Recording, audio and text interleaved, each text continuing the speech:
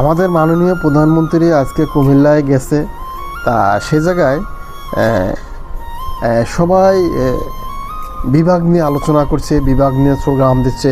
বড় বড় কন্ট্রিবিউটার আসছে বাইরের থেকে, সাউথ আফ্রিকার থেকে, ওই যে টিপু সর্দারের মতন লোক, অনেক লোক আসছে যে আমরা বিভাগ চাই।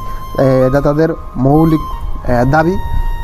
তা আমাদের মাননীয় প্রধানমন্ত্রী বলছে যে জনগণ যদি চায়, কুমিল্লাবাসী যদি চায়, তাহলে বিভাগ ইনশাআল্লাহ হবে।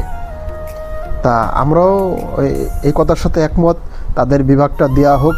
তারা বিভাগের জন্য খুব লড়াই করছে, খুবই তারা কিছু হলে বিভাগ চাই, বিভাগ চাই, বিভাগ চাই। বিভাগ করতে করতে মনে করুন যে আমাদের কান মাঝে ঢালা হয়ে গেছে ভাই, যে আপনারা বিভাগটা দিয়ে দেন ওদের, ওরা বিভাগ করে কেটে খাক।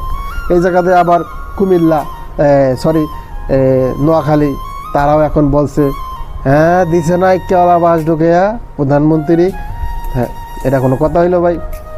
প্রধানমন্ত্রী তো বলছেই যে জনগণের এই বিভাগ মৌলিক দাবি, যে দাবিটা তা জনগণ যদি চায় তাহলে অবশ্যই বিভাগটা হবে।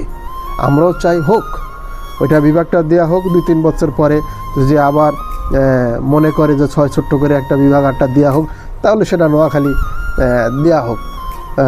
দুজনকেই মনে করেন যে ভালো রাখুক। আমরা চাই, তারা খুবই একটা সংকটে আছে, কার বিভাগ হবে, এটার বিভাগ হবে না। আমি মনে করি 2টা বিভাগই হওয়া উচিত বাংলাদেশে, সেটা নোয়াখালী, কুমিল্লা। আমার কথার সাথে যারা একমত কমেন্টে অবশ্যই জানিয়ে যাবেন। ধন্যবাদ সবাইকে।